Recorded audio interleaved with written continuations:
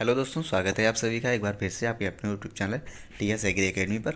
हम लाए हैं आप सभी के लिए।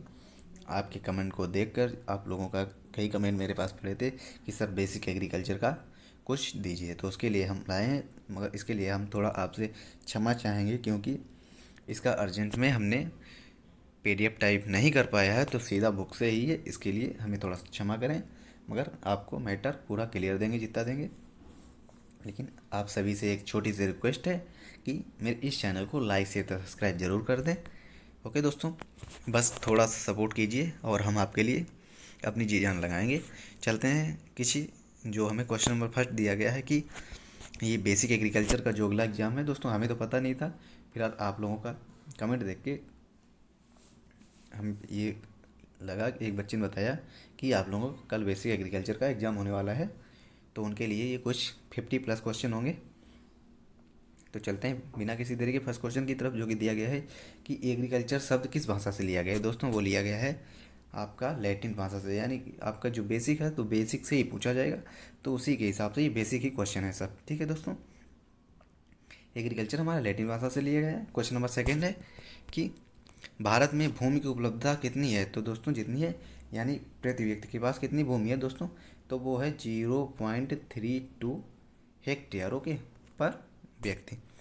इसको चलते हैं क्वेश्चन नंबर 3 पे कि भारत में राष्ट्रीय कृषि आयोग कब स्थापित हुआ। दोस्तों ये हुआ था 1970 में राष्ट्रीय कृषि आयोग स्थापित हुआ। इसको चलते हैं क्वेश्चन नंबर 4 पे कि department of agriculture US department of agriculture कब स्थापित हुआ। दोस्तों ये कब हुआ, वो है 1862 में ओके, 1862 में ओके। इसके चलते हैं क्वेश्चन नंबर 5 पे कि वर्तमान में भारत में कुल वन क्षेत्रफल कितना है। तो दोस्तों वो है वर्तमान में 20.64% ओके, जबकि होना चाहिए 33% होना चाहिए ओके, मगर 20% है।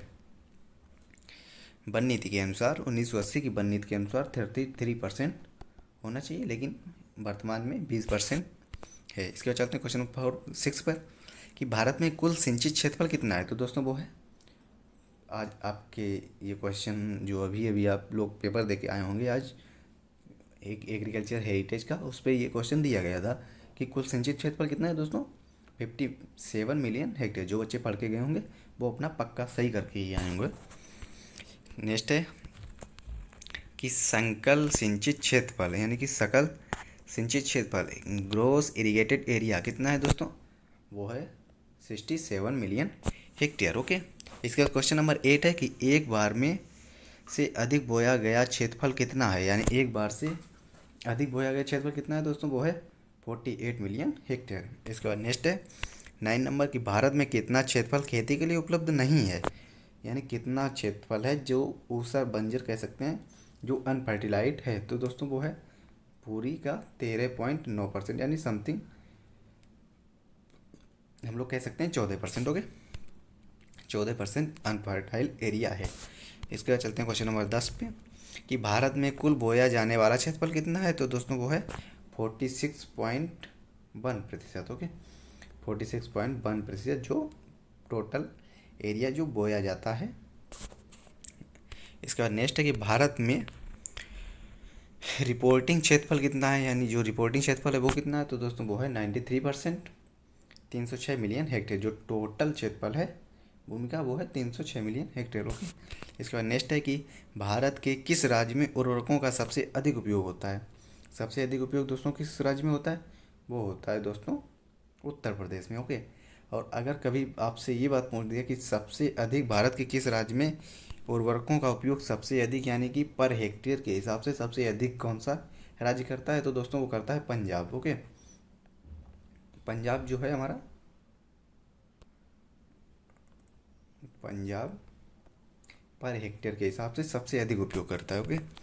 नेक्स्ट है 14 नंबर कि भारत के किस राज्य में उर्वरकों का प्रति हेक्टेयर अधिकतम उपयोग होता है। तो दोस्तों वो है प्रति हेक्टेयर अधिकतम उपयोग होता है कि भारत के किस राज्य में उर्वरकों का प्रति हेक्टेयर, सॉरी वहाँ पर हम शायद गलत बता गए, मगर ये बुक कुछ और बता रही है कि उर्वरकों को प्रति हेक्टेयर अधिकतम उपयोग होता है। दोस्तों यहाँ पुंडुचेरी दे रहा, मगर हमने पंजाब भी पढ़ा है इसलिए हम आपको बता रहे थे, मगर यहाँ पुंडुचेरी है तो हम पुंडुचेरी पढ़ रहे हैं। अगर आपको पंजाब में मिले पुडुचेरी ना मिले, पंजाब मिले तो आपको पंजाब लगाना है, ठीक है। क्वेश्चन नंबर 15 है कि रेमी एक झाड़ी है जो किस कुल से संबंधित है। दोस्तों वो है आर्टिकेसी, आर्टिकेसी कुल से संबंधित है, ओके। क्वेश्चन नंबर 16 है कि मोटी अनाज वाली मुख्य फसलें कौन सी हैं।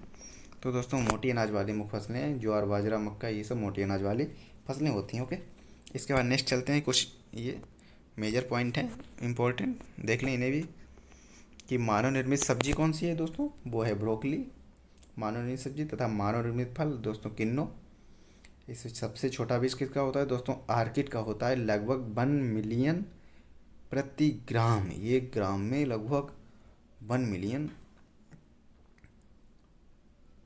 सीड आ जाते हैं। इसका नेक्स्ट है कि सबसे बड़ा बीज वो होता है कोको का, कोको डीमर, 20 किलोग्राम से अधिक भार का एक बीज, 20 किलोग्राम से अधिक भार का, वाह दोस्तों ये भी एक।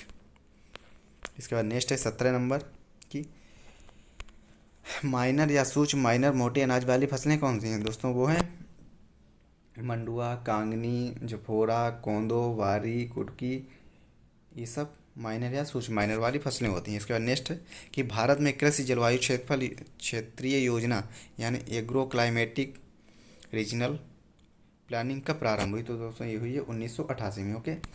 उसके बाद चलते हैं नेक्स्ट कि भारत के किस अनाज वाली फसल का क्षेत्रफल सबसे अधिक है, यानी सबसे अधिक किस फसल का खेती की होती है अनाज वाली, वो है धान की, ओके। आज ये क्वेश्चन था कि अनाजों की रानी, सॉरी अनाजों का राजा, वो भी, मगर वहाँ पर वीट दिया गया था हमें, यानी अनाजों का राजा जो वीट होता है। क्वेश्चन नंबर 20 है कि भारत में सबसे अधिक उत्पादन का किसका होता है दोस्तों, किसका होता है सबसे अधिक, पहले दूध, काजू, नारियल, चाय, अदरक, काली मिर्च, हल्दी, ओके। इस सब क्रम से हैं, असेंडिंग आर्डर में हम लोग कह सकते हैं। नेक्स्ट है कि मोटे अनाज वाली फसलों में किस मिलेट की उत्पादकता अधिक होती है। तो दोस्तों होती है मंडुआ, ओके। मंडुआ की उत्पादकता सब अधिकतम होती है। इसके बाद नेक्स्ट चलते हैं फिंगर मिलेट जिसे कहते हैं। 22 है कि विश्व में फार्म आउटपुट में भारत का कौन सा स्थान है, यानी विश्व में फार्म आउटपुट में भारत का कौन सा स्थान है। तो दोस्तों भारत का जो स्थान है वो है दूसरा, ओके, यानी कि सेकेंड। 23 दिया गया है विश्व का सबसे अधिक पशुधन उत्पादन वाला देश कौन सा है दोस्तों, वो है अपना इंडिया है, ओके, यानी कि भारत, सबसे अधिक पशुधन जो है वो भारत में ही है। नेक्स्ट है कि भारतीय हरित क्रांति के जनक कौन है दोस्तों, MS Swaminathan, doctor MS Swaminathan, यहाँ प्रोफेसर लिखा है। तो दोस्तों ये क्वेश्चन जो है शायद आपके 3 एग्जाम में तो आ ही चुका है हरित क्रांति से। नेक्स्ट है जिसकी स्थापना, मतलब जिसका जो इंडिया में जब आया था 1966-67 में, ये जो हरित क्रांति शब्द दिया था विलियम गार्ड ने दिया था। नेक्स्ट है कि विश्व में तंबाकू उत्पादन में भारत का कौन सा स्थान है। तो दोस्तों वो है तीसरा, ओके, तंबाकू उत्पादन में तीसरा। यहाँ भी कुछ इंपॉर्टेंट पॉइंट हैं हमारे कि साइंटिस्ट शब्द सन 1883 में विलियम हाइवेल्स ने दिया, ओके। साइंटिस्ट शब्द 1833 में विलियम वेल्स ने दिया। इसके बाद नेक्स्ट है कि हार्टिकल्चर शब्द, जो हार्टिकल्चर शब्द दिया दोस्तों डोरोथी पोरकर ने दिया, ओके। था कल्टीवर, कल्टीवर जो शब्द लिबर्टी हाइड वैली ने दिया, ओके। नेक्स्ट है हाइड्रोपोनिक्स शब्द सर्वप्रथम WE गौरिक ने दिया था, ओके। ये जो टर्म है ये इन लोगों ने दिए हैं। पर्माकल्चर शब्द बिल मोलिसन ने दिया था, ओके। नेक्स्ट है दोस्तों कि भारत में प्रति व्यक्ति प्रतिदिन दूध की उपलब्धता कितनी है दोस्तों, वो है 252 ग्राम प्रति व्यक्ति दूध की उपलब्धता। नेक्स्ट हमारा है कि भारत की फसल संघनता कितनी है। तो भारत की फसल संघनता दोस्तों 140%, ओके, 140%। नेक्स्ट है कि भारत में खाद्य निगम यानी फूड कॉरपोरेशन ऑफ इंडिया कब स्थापित हुआ दोस्तों, वो हुआ है 1965 में, ओके, 1965 में। नेक्स्ट है कि ब्यूफोर्ट स्केल से क्या मापा जाता है, यानी ब्यूफोर्ट स्केल से क्या नापा जाता है। तो दोस्तों वो मापा जाता है हवा का दबाव, ओके, हवा का दबाव। नेक्स्ट है नीली क्रांति किससे संबंधित है दोस्तों, नीली क्रांति जो है वो मछली उत्पादन से यानी पिसीकल्चर से, एक्वाकल्चर या पिसीकल्चर से संबंधित है, ओके। नेक्स्ट है हमारा कि विश्व में भारत का दूसरा सबसे बड़ा उत्पादक है, यानी दूसरा स्थान है किन फसलों में सबसे ज़्यादा? गेहूँ, धान, फल, सब्जी, मूंगफली, शर्करा में इन सभी में भारत का दूसरा स्थान है। ओके, सबसे बड़ा उत्पादक है। नेक्स्ट है 32। दोस्तों आप सभी लोग साथ ही साथ यार चैनल को सब्सक्राइब ज़रूर कर दें, मेरी रिक्वेस्ट है प्लीज़। नेक्स्ट है कि 32 कि कल्टीवर शब्द किन दो सब अक्षरों से मिलकर बना है, यानी कल्टीवर शब्द किन से मिलकर बना है? तो जो शब्द हैं हमारे कल्टीवेटेड व वैरायटी से कल्टीवर शब्द बना है। नेक्स्ट है कि राष्ट्रीय जैव विविधता बोर्ड कहाँ स्थित है? दोस्तों ये स्थित है नई दिल्ली में। ओके, नेक्स्ट है IPRI का पूरा नाम क्या है?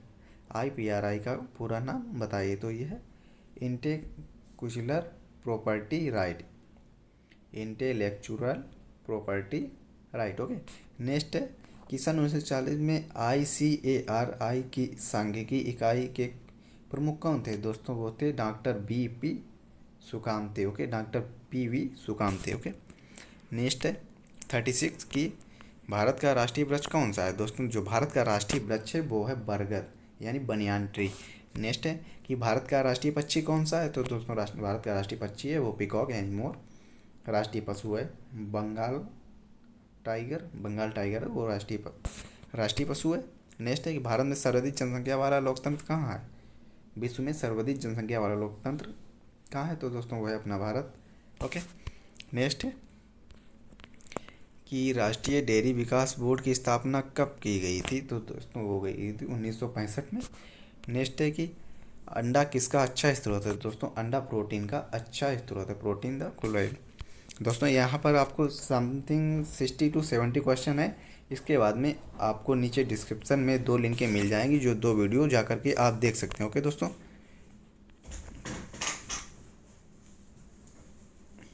क्वेश्चन नंबर जो 42 दिया गया है, विश्व की सबसे बड़ी समन्वित डेयरी विकास परियोजना कौन सी थी? दोस्तों वो थी operation flood. Okay, operation flood सबसे बड़ी समन्वित डेयरी विकास परियोजना थी। दोस्तों नीचे डिस्क्रिप्शन में आपको 2 लिंकें और मिल जाएंगी, जिस पे क्लिक करके आप और भी क्वेश्चन पढ़ सकते हैं। ओके, मगर आप प्लीज़ थोड़ा सपोर्ट करना कि चैनल को सब्सक्राइब जरूर करके जाना यार, आए हो तो सब्सक्राइब तो कर ही देना। भौगोलिक क्षेत्र के अनुसार क्वेश्चन 43 दिया गया है कि भौगोलिक क्षेत्र के अनुसार विश्व में भारत कौन से स्थान पर है? तो दोस्तों वो है 7वां स्थान है भौगोलिक स्थिति के अनुसार, और जनसंख्या में अपना दूसरा है, ये आपको भी पता है। नेक्स्ट है कि अंडे में कौन सा तत्व पाया जाता है जो मस्तिष्क का विकास करता है? दोस्तों वो पाया जाता है कोलाइन। ओके, कोलाइन पाया जाता है। नेक्स्ट है कि 100 ग्राम मुर्गी के अंडे में वसा की कितनी मात्रा होती है? दोस्तों होती है लगभग 10 ग्राम में, हो यानी 100 ग्राम अंडे में लगभग 10 ग्राम फैट पाया जाता है मुर्गी के 100 ग्राम अंडे में। ओके दोस्तों, तो मिलते हैं हम लोग अपने नेक्स्ट वीडियो में अगले दिन नए जोश और जुनून के साथ। तब तक आप भी पढ़िए, खुश रहिए और मेरे इस चैनल को सब्सक्राइब करते रहिए। So thanks for watching. मिलते हैं हम लोग अपने नेक्स्ट वीडियो में।